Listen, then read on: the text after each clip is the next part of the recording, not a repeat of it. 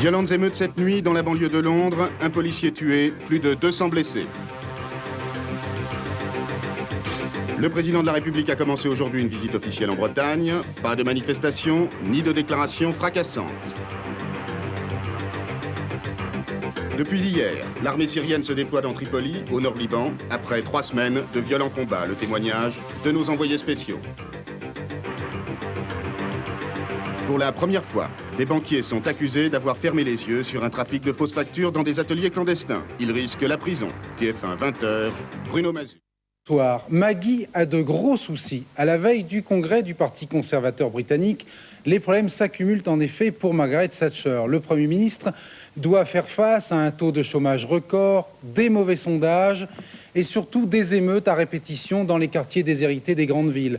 Hier, à Tottenham, dans la banlieue nord de Londres, un policier a été tué et 200 ont été blessés, dont 5 grièvement. De Londres, Stéphane Magnier. 21h hier soir, plusieurs voitures sont en feu formant barricade. 500 jeunes, noirs pour la plupart, sont réfugiés derrière les flammes à l'entrée d'un immeuble de 15 étages. La police anti-émeute est arrivée très vite, le quartier est bouclé. À 21h30, une maison est incendiée. Ses occupants ont juste le temps de sauver leur vie. Le reste brûle derrière eux. 2 coups de feu claquent soudain, 2 policiers.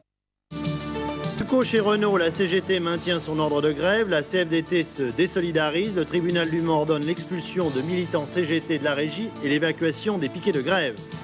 Attentat contre Antenne 2 et Radio France, revendiqué par le groupe terroriste Action Directe, motif l'invitation faite à Jean-Marie Le Pen du Front National.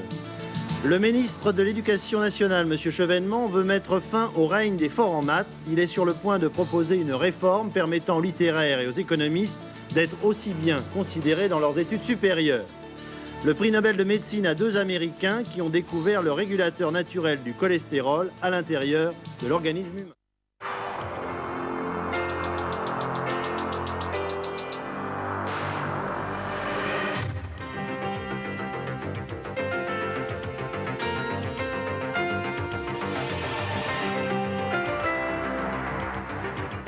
L'histoire de Martine Ken fait de son ordinateur à commande vocale. Faute de crédit en France, elle part le vendre aux États-Unis. Au sommet de Nassau, sanctions économiques modérées des pays du Commonwealth contre l'Afrique du Sud. Nouvelle réunion prévue dans 6 mois. De Beyrouth à Paris, l'histoire d'une dépêche de l'agence France-Presse qui fête son 150e anniversaire. Marc Laforêt, 19 ans, 2e du concours Chopin de piano à Varsovie. On n'avait pas entendu ça depuis 53 ans.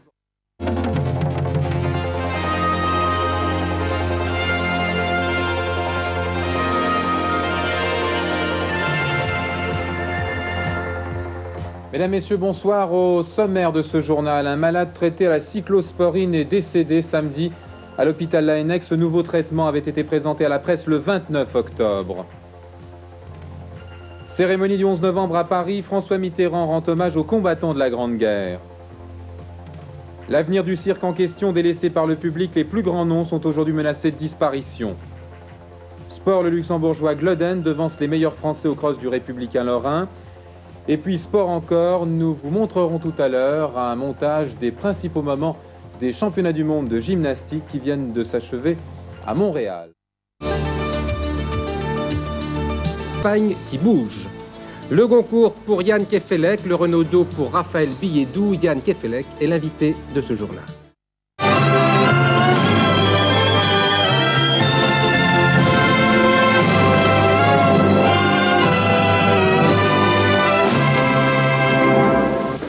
Добрый вечер.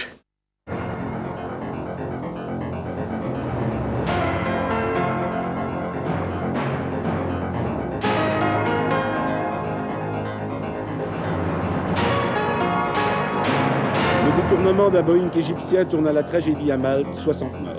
Pas d'opposition d'antenne à Martin 6, le PS mobilise. De moins en moins de monde dans les salles obscures, c'est la crise du cinéma. 6 otages cette nuit à Colombes pour un casse hors pair dans les locaux de la Brinks. 70 millions de francs sont dans la nature.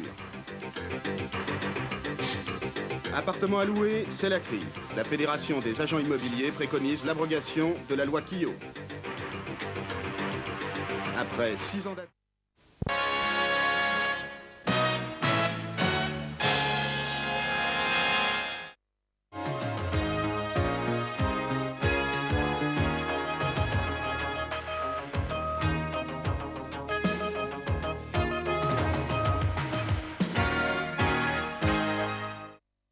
Ordnung im Überblick. 47.000 Kommunisten von Karl-Marx-Stadt an Erich Honecker, mit hohen Zielen bereiten wir den 11. Parteitag würdig vor. Palme-Kommission wertet sowjetische Vorschläge als weitreichend und konstruktiv. Christliche Friedenskonferenz der BRD mit eindringlichem Appell, Weltraumrüstung verhindern. Von West nach Ost überquerte, erreichte verbreitet Windgeschwindigkeiten von 110 Kilometern pro Stunde. In starken Böen lagen die Spitzenwerte noch darüber. Der heftige Wind war vielfach von Regen begleitet.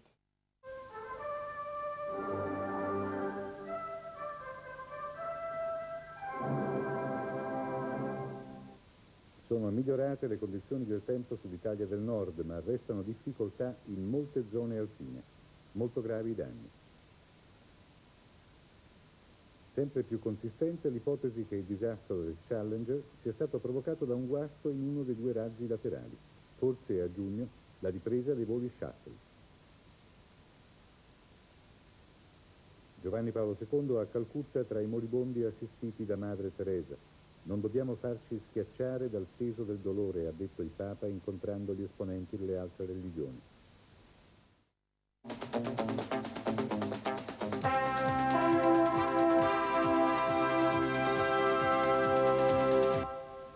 Einen angenehmen Abend, meine Damen und Herren. Ich begrüße Sie zur Zeit im Bild 1. Das sind heute unsere wichtigsten Themen. Israels Ministerpräsident Shimon Peres in der Bundesrepublik Deutschland. In der Gedenkstätte des ehemaligen Konzentrationslagers Bergen-Belsen ehrt Peres die KZ-Opfer. Österreich, der Chef der Föst-Waffenfirma Noricum, Peter Unterweger, erklärt, die Föst hat keine Waffen an den Iran geliefert. ÖVP-Obmann Alois Mock schlägt eine Regierungspartnerschaft für 8 Jahre vor. Eine Koalition aller Parlamentsparteien könnte verstaatlichte Industrie und Budget sanieren. Großbritannien, die Affäre um die hochverschuldete Hubschrauberfirma Westland ist nun Margaret Thatchers schwere, bisher schwerste Krise und hat sie bereits 2 Minister gekostet.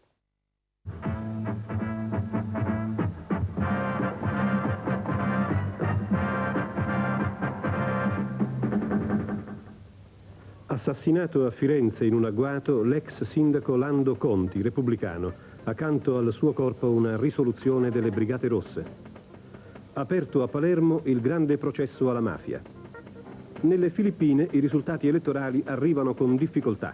L'inviato americano denuncia massicci brogli di Marcos.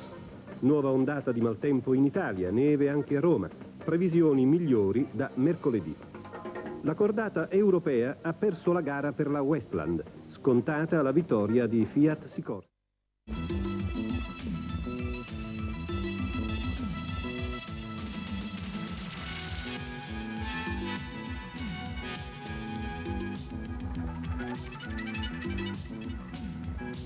El Estado se gastará 3.500 millones de pesetas en la celebración del referéndum sobre la OTAN.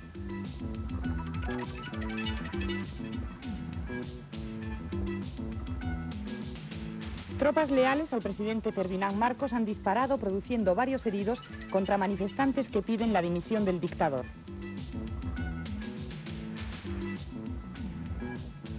Los reyes de España, que hoy han iniciado su segundo viaje oficial a la República Federal de Alemania, han encontrado una acogida muy positiva en los medios informativos del país.